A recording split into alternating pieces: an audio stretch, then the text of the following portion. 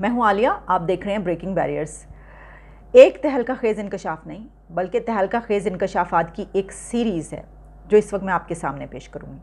और इसमें कई पर्दा नशीनों के नाम आ रहे हैं, ऐसे लोग जो या तो अंडरग्राउंड छुपे होते हैं या फिर दीवार के पीछे होते हैं। और इन लोगों में दाऊद इब्राहिम का नाम भी आ रहा है, इन लोगों में farmer DGISI general Shuja Pasha का नाम भी आ रहा है, इन लोगों में शेख अल नाहियान का नाम भी आ रहा है, इन लोगों में बिल गेट्स का नाम भी आ रहा है, इनमें आरिफ नकवी अबराज ग्रुप का नाम तो है ही है। और इन सब का ताल्लुक़ किससे जुड़ा है? इमरान खान से, कि इमरान खान की पॉलिटिकल राइज में इन्होंने अपना किरदार अदा किया। क्या ये केस इमरान खान के गले की हड्डी बनने जा रहा है? क्या इमरान खान पकड़े जाने वाले हैं? साइमन क्लार्क का जो मज़मून छाया हुआ था फाइनेंशियल टाइम्स में, उसकी सारी डिटेल्स मैंने आप तक पहुंचा दी थी। अगर आपने नहीं जानते तो आप पीछे मेरे प्रोग्रामों में जाकर आप उसको देख सकते हैं।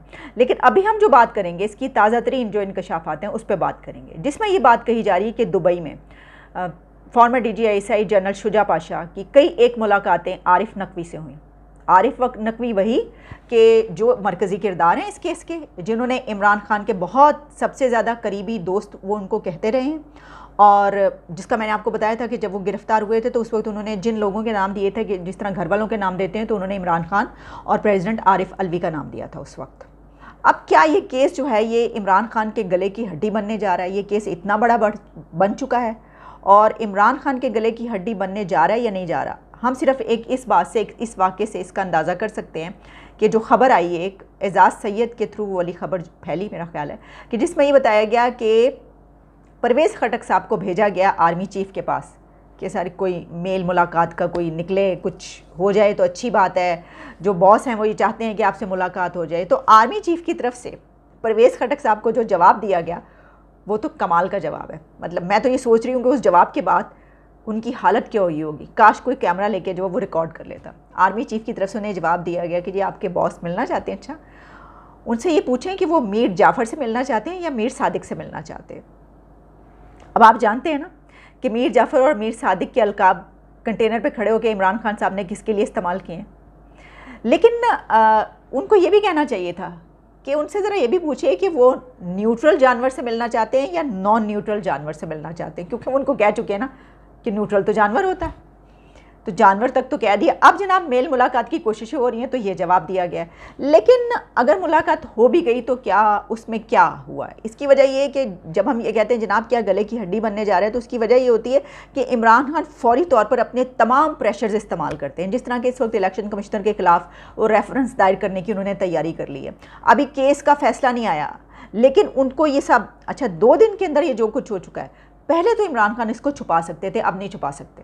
अब तो ये इतनी चीज़ें, जिस तरह मैंने आपको कहा, एक के बाद एक चीज़ सामने आ रही है जिससे ही पता चल रहा है। मैं आपको कुछ डिटेल्स बता देती हूँ। जो मैंने दाऊद इब्राहिम की बात की, जो मैंने फॉर्मर DGISI की बात की, जो कुछ पब्लिश हो रहा है मुबैना तौर पर वो गलत है या सही है, लेकिन अभी तक जो डिटेल्स सामने आ रही हैं वो मैं आपके सामने रखे देती हूँ, उसकी कुछ डिटेल्स। और मैं ये भी देख रही थी, इसके हवाले से ये भी कहा गया कहीं पर कि DG साहब की तरफ से इसको कहा गया कि नहीं ये गलत है कोई ऐसी, तो ठीक है हम वो भी बताएंगे, उनका वो कोई केस करते हैं अगर तो वो भी हम सामने लेकर आएंगे अगर ऐसी कोई बात होती है। लेकिन अभी तक की जो डिटेल्स हैं वो ये हैं कि आरिफ नकवी, अबराज ग्रुप का मालिक आरिफ नकवी, जो कि इस वक्त UK में हैं और वो हाउस अरेस्ट है, उनको वो गिरफ़्तार हैं, यानी वो कहीं नहीं जा सकते, और अमेरिका उनको तलब कर रहा है और UK से ही कह रहा है कि तुम्हारे पास तो कुछ नहीं अभी, जितना बड़ा केस हमारी तरफ है हमें भेजो, ये हम इससे जो निकलवाएंगे वो तुम्हें नहीं पता। अब आप सोचिए कि अभी भी उनके ऊपर जो है वो 20 मिलियन पाउंड से ज़्यादा की रकम का केस है। उसमें बात ये कही जा रही है कि जनरल शुजा पाशा ने आरिफ नकवी से कई एक मुलाकातें की दुबई में, और उसमें उनसे जो है ये कहा गया कि इमरान खान की पॉलिटिकल राइज के लिए, उनको जो है ऊपर बड़ा लीडर बनाने के लिए, जो सियासत में सपोर्ट करने के लिए पैसे दरकार है, उसके लिए आरिफ नकवी ने से शेख अल नाहियान ने भी मुलाकात की है, और उसके अलावा 4-5 भारतीयों के नाम भी लिए जा रहे हैं। फिर इसमें यह भी कहा जा रहा है कि जब ये सारी बातचीत हुई तो उसके बाद जनरल शुजा पाशा को भी उन्होंने बहुत से तहाइफ दिए, और जनरल साहब ने जो है वो उनको ये यकीन दहानी करवाई गई कि अगर आरिफ नकवी ये सब कर रहे हैं, इतना ज़्यादा पैसा जो है वो इमरान खान के लिए ला रहे हैं और वो सपोर्ट कर रहे हैं, तो उनको क्या मिलेगा? तो कोई ऐसे तो कोई काम नहीं करता ना। तो उनको कहा गया कि जनाब उनके जितने भी पाकिस्तान में काम है, उनकी कोई यहाँ पर जो है कारोबार हैं, वो जो कुछ भी यहाँ पर करना चाहते हैं खुली छुट्टी, वो जो करना चाहें कर सकते हैं। और हमने ये देखा कि कराची की के इलेक्ट्रिक जो है वो आरिफ नकवी की है। और farmer DGI FIA Bashir Memon ने अब स्टेटमेंट्स दे दी। मैं देख रही थी कि समा पर चल रही थी, जिसमें उन्होंने कहा कि हमने जब भी ये कोशिश की इमरान खान के दौर में कि हम के इलेक्ट्रिक के ख़िलाफ़ जो है कोई कदम उठाएं तो हमें रोक दिया गया, और इमरान खान ने खुद रोका और ये कहकर रोकते रहे कि यार वो दोस्त है मेरा, यार वो आरिफ नकवी का है, वो देखो ना वो इतना सपोर्ट करता है, PTI का बहुत वो फंड रेज़र है, बहुत बड़ा सपोर्टर है। और उनका ये कहना है कि इसी वजह से 87 बिलियन रुपीस का नुकसान हुआ है। 87 बिलियन रुपयों का इस इदारे को नुकसान हुआ है, जो इमरान खान की वजह से हुआ है कि उन्होंने कोई आज तक कदम उठाने नहीं दिया इतने सालों में। और अगर वो ऐसा ना करते और हमें काम करने देते तो इस इदारे को 87 अरब रुपए जो है वो उसका खींचा ना लगता। आरिफ नकवी ने PTI के लिए चंदा इकट्ठा करने के लिए दुनिया भर में सफ़र किया। तो 3 शॉपिंग मॉल्स भी उन्होंने ख़रीदे इस दौरान। उसके अलावा हेल्थ सेंटर्स भी उन्होंने कायम किए पाकिस्तान के अंदर, और तमाम जो उनके रास्ते में अगर कोई रुकावटें थी तो वो हटा दी गई, सिर्फ इस बिना पे कि आपने इमरान खान को एक सियासी लीडर बना के सामने लाना है। ये कर दिया गया। और फिर इसके अलावा जो है जिस तरह ये जो बात की गई कि उसमें जो है वो कुछ भारतीयों के नाम आ रहे हैं, उसमें ये कहा गया कि खबर ये है कि शेख नाहियान, आरिफ नकवी और हिंदुस्तान के विजय भवंत थे। अब विजय भवंत कौन है? वैसे मैं देख रही थी इनकी कुछ ट्वीट्स वगैरह भी इनके बारे में आ रही थी, जिसमें यह कि जिन्होंने शुजा पाशा के लिए अच्छी तनख्वाह वाली नौकरी का भी बंदोबस्त किया। अब भाई ये लिखा जा रहा है, हम नहीं कह रहे उनको नौकरी की क्या ज़रूरत थी जब वो वैसे ही जो है। और फिर सब ने मिलकर शेख अल नाहियान का शुक्रिया भी अदा किया है। और इसमें आरिफ नकवी के अमेरिका डिपोर्ट होने पर जो है वो असल जो ये इशू है वो सामने आएगा। और इसमें और बहुत सारी डिटेल्स हैं। दाऊद इब्राहिम का तो दायरा है कि वो है कि भाई वो जो चंद 4-5 भारतीय हैं उनका ताल्लुक भी उससे मिलता है, और जो सपोर्ट किया गया यानी जो पैसा लगाया गया इस पर्पज़ के लिए, उसमें कह रहे हैं कि वो DI का पैसा भी है। ठीक है, तो उसने भी लगाया। वो कोई वे ऐसी कोई बड़ी बात नहीं है, ये तो बहुत सारी ऐसी खबरें पहले भी आती रही हैं कि जी इस तरह के काम में जो है वो उनका पैसा लगा हुआ है। आपको DG FIA ने जो बातें की वो ज़रा सुनवाई देती हूँ, आप सुन लें कि उन्होंने क्या कहा है। आपने मुझे खुद एक मरतबा नहीं, कोई एक्स प्राइम मिनिस्टर साहब ने एक मरतबा नहीं, कोई मतलब I don't know, I can't tell you how many times कि जी आरिफ नकवी को तुमने तबाह कर दिया। एक दिन ये भी बात हुई थी, तो मैंने कहा सर जिसके पैसे वो परेशान होना चाहिए, जिसने पैसे खाए हैं उसको शर्मिंदा होना चाहिए। आपने हमें परेशान किया हुआ था, हमारा क्या कसूर है? हमने थोड़ी पैसे खाए ना, हमें मिलने हैं सुई सदरन गैस को पैसे, वो भी गवर्नमेंट की एंटिटी है और ये एक प्राइवेट कंपनी है, उसने पैसे खाए हुए। तो नहीं वो मेरा दोस्त है, तो बहुत नाराज़ थे मुझसे ख़ास तौर पे। और फिर उन्होंने मुझे उस वक्त बताया था, तुम्हें पता नहीं है इसने हमें फाइनेंस किया हुआ है PTI को। ने कोई इस तरह के कदम उठाए तो उन्होंने को कहा कि तुमने तो तबाह कर दिया मुझे, तुमने ये वाला काम क्यों किया है, तुम्हें नहीं पता कि आरिफ नकवी जो है हमारा फाइनेंसर है। अच्छा, वो अपने मुंह से बोल रहे हैं। और मज़े की बात ये कि कोई ये ऐसा झूठ नहीं होगा, ऐसा हुआ होगा। इसकी वजह ये कि इमरान खान ने अभी भी कहा है, अपना जो अब आखिरी इंटरव्यू दिया है उन्होंने, उसमें उन्होंने कहा है कि थोड़ी सी मनी लॉन्ड्रिंग हुई है, अब वो सारे पैसे जो हैं वो ट्रांजैक्शन हमारे बैंक अकाउंट में हुई हैं। अब आप ये सोचें कि अगर नवाज शरीफ या आसिफ अली जरदारी ने कोई ऐसी बात की होती तो क्या बनता। भाई देखें, नवाज शरीफ के ख़िलाफ़ जो इमरान खान ने केस चलवाया उसमें क्या हुआ, उसमें जो उनके पर इल्ज़ामात लगे वो आज तक साबित नहीं कर सके, साबित कुछ नहीं कर सके। वो मुंह से वो कहते हैं ना कि आप इतना झूठ बोलें जो भी बोलें, अगर आप ये समझते थे कि ये सच है तो आपको साबित करना चाहिए था। एक भी केस साबित नहीं हुआ। लंदन में शहबाज शरीफ के ख़िलाफ़ जो उन्होंने केस किया था, जो शहजाद अकबर हैं, हर एड़ी चोटी का जोर लगा लिया, नहीं साबित कर पाए। उन्होंने कहा नहीं भाई, जब है ही नहीं कुछ तो हम तुम्हें क्या बताएं। ठीक है, ये हुआ। हमें तो इसी तरह पता चला ना जब ये चीज़ें सामने आई, हम क्यों कहते, वरना ये आप नहीं साबित कर पाए, फिर भी आप ये बात जो है वो कहे जा रहे हैं। लेकिन इस वक्त तो हम वो वाली बात नहीं करें ना, हम तो ये कह रहे हैं कि अगर ये बात किसी और के मुंह से निकली होती कि जी थोड़ी सी मनी लॉन्ड्रिंग की है, तो आप सोचें कि ये तो इमरान खान ने आसमान सर पे उठा लेना था। लेकिन इस वक्त ऐसा नहीं हो रहा, आसमान सर पे नहीं उठाया जा रहा। इसकी वजह ये कि मुझे ऐसा लगता है कि इमरान खान ने एक जंगी हिकमत अमली के तहत अपनी सियासत की है। ये बात याद रखिएगा। इमरान खान जो सियासतदान होते हैं ना, पॉलिटिशियंस, वो क्या करते हैं, उनकी पॉलिटिकल स्ट्रेटजीज़ होती हैं, वो सियासी हिकमत अमली लेकर चलते हैं, उनकी जंगी हिकमत अमली नहीं होती। लेकिन अगर आप इमरान खान के ख़ास तौर पर जब से वो इक़्तिदार में आए तब से लेकर अब तक कि आप उनकी स्ट्रेटजीज़ देख लें, वो साफ नज़र आता है कि वो जंगी हिकमत अमली है। यानी ये कि वो एक महाज पर हैं, एक मिशन पर हैं, जिसमें वो कभी अपने आप को कैमोफ्लाज करते हैं, फिर उन्होंने कहाँ पर गोलाबारी करनी है फौरी तौर पर वहाँ पे गोलाबारी करते हैं आके, फिर इसके बाद उन्होंने किस महाज पे जाके बोलना है, फिर उसके बाद जो है वो उन्होंने कौन सा अपना किस जगह पर अपने टैंक्स चढ़ाने हैं, फिर उन्होंने कौन सा ऐसा बड़ा कोई वो मिशन करना है, बड़ा महाज है कि जहाँ पर उन्होंने अपनी पूरी कुव्वत के साथ हमला करना है। आप उनकी पिछली 4 साल की 5 साल की आप उनकी देख लीजिए, इसमें वो ख़ास तौर पर चलें हम कहते हैं कि 4 से 5 साल भी नहीं, जब से उनको उनके ख़िलाफ़ जो है ये होना शुरू हुआ और उनको ये लगा कि वो फेल हो रहे हैं, और जब फेलियर सामने आया, और इसमें कुछ और मामला भी सामने आए जिसमें कि इस्टेब्लिशमेंट की इसमें बहुत ज़्यादा जो है वो नज़र आया, उनके साथ जो चपकलिश चलती रही और वो कहाँ से शुरू हुई, कहाँ पर जो है वो अब हुआ, क्या हुआ, ये सब आप जानते हैं, याद है ना। तो उसमें जो है वो तब से लेकर अब तक हम देख रहे हैं। मुझे ऐसा लगता है, मैं नहीं जानती ये बात मैं कर रही हूँ ना, मैंने ये बात बिल्कुल मुझे खुद महसूस हो रही है कि ऐसा है कि उन्होंने ये जो खेला, ये जो गेम है उनकी, वो इसलिए सबको दीवार से लगाने में कामयाब नज़र आ रहे हैं और हर एक को उन्होंने जो है वो ज़मीन बोस कर दिया है और वो एक झूठ बोलना शुरू करते हैं लेकिन उसको सच साबित कर देते हैं। इसकी वजह ये है कि उनकी इस वक्त जो हिकमत अमली है, जो स्ट्रेटजी है, वो जंगी हिकमत अमली है। और इसमें जो है वो आप अकेले होते हैं और आपके सामने 100 होंगे तो आप 100 को ढा देंगे, ये तो ऐसे ही है, इसी तरह है।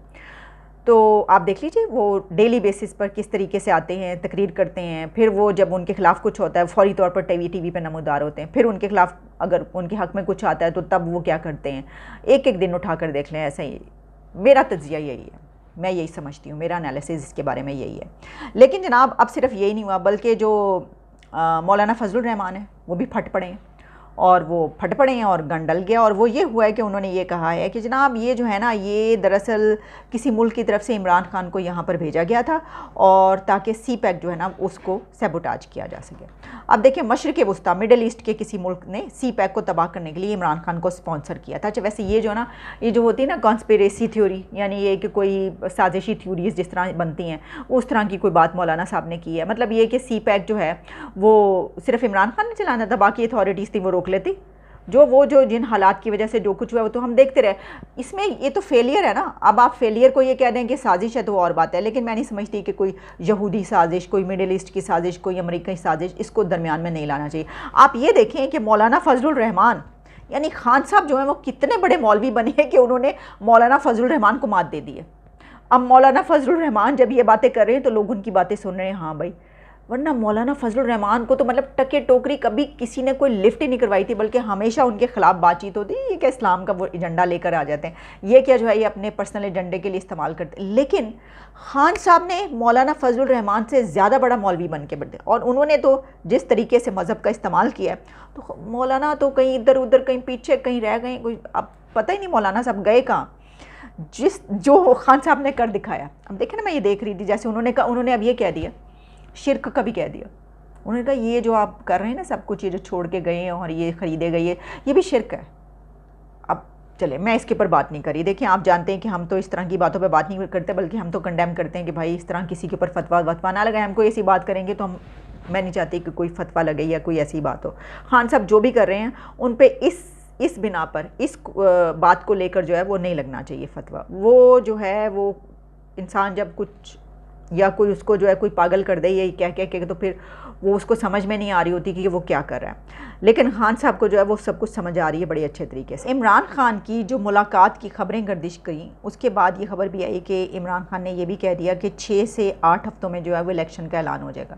तो उसको इस तरीके से लिया जा रहा है कि अच्छा, क्या खान साहब को ये एश्योरिटी दी गई है, ये बता दिया गया, फिर हो गया, मामला तय पा गए हैं कि अगले 6 हफ्तों में जो है वो अनाउंस कर दिया जाएगा। तो फिर वो जो बात की जाती है ना कि बाय डिज़ाइन था, वो बात फिर पूरी होती है। क्योंकि जो हुकूमत इस वक्त है ना, वो तो फिर बड़े सवाल उठाएगी कि देखिए वही जो सवाल उठ रहे हैं कि ये जानबूझ के किया गया था। अभी भी लाडले को यही बात की जा रही है, लाडले को सपोर्ट किया जा रहा है। तो 6 से 8 हफ्तों में हम देखते हैं कि इलेक्शन जो है अनाउंस होते हैं। लेकिन अगर 6 से 8 हफ्तों में इलेक्शन अनाउंस हो भी जाते हैं तो अगले 2 से ढाई महीने इलेक्शन से पहले जो केयर टेकर सेटअप आएगा वो लेगा। तो वो जो अपॉइंटमेंट है ना, वो उस दौरान उसका टाइम निकल जाएगा उस दौरान। लेकिन इसमें एक और ख़बर जो गर्दिश कर रही है वो ये है कि इमरान खान के ख़िलाफ़ फ़ॉरेन फंडिंग केस का फ़ैसला इसलिए ताख़ीर से आ रहा है, इसलिए अभी तक उसका फ़ैसला नहीं आया क्योंकि इस पर प्रेशर है, इलेक्शन कमीशन और इलेक्शन कमिश्नर पर प्रेशर है। और वो प्रेशर कहीं कहा जा रहा है कि कहीं वो उधर निकल जाएं, आप कहीं उस तरफ पिंडी से आगे पेशावर की तरफ, वहाँ से कहीं से आ रहा है प्रेशर, ये बात कही जा रही है।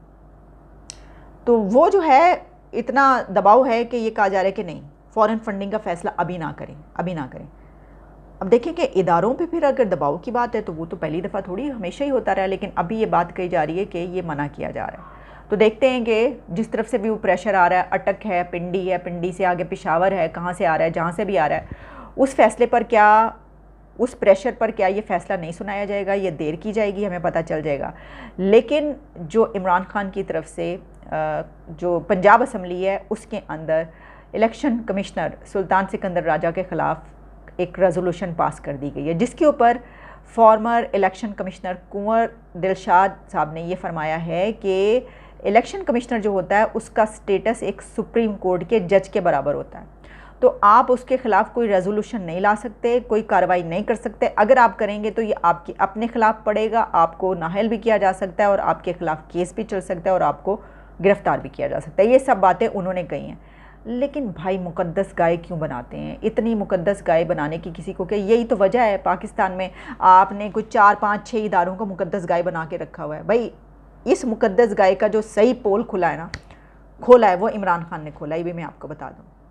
भाई जो टिका के, जो डंके की चोट पर ईंट से ईंट बजाई है इमरान खान ने, आज तक जिन पॉलिटिकल पार्टीज़ को उन इदारों ने जो है वो दीवार से लगा दिया था, जो कत्लो गारतगरी की गई थी उनके साथ, उन्होंने उन पॉलिटिकल पार्टीज़ ने आज तक बदला नहीं ले सके थे वो, लेकिन इमरान खान ने उन सब का बदला ले लिया। अब आप ये देखें कि जो कैंपेन चलती रही इस्टेब्लिशमेंट ऑफ फौज के खिलाफ, वो तो आप अभी भी चल रही है, ट्रेंड्स भी चल रहे हैं, सब कुछ वो तो आपने देख ही लिया। इससे पहले कहाँ किसी की ज़रूरत थी कि कुछ इस तरह करें, नहीं।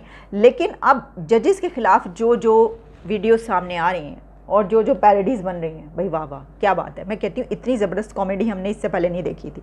तो बस अभी तक के लिए इतना ही, इजाज़त दीजिए, दोबारा मुलाकात होती। Take care and good bye.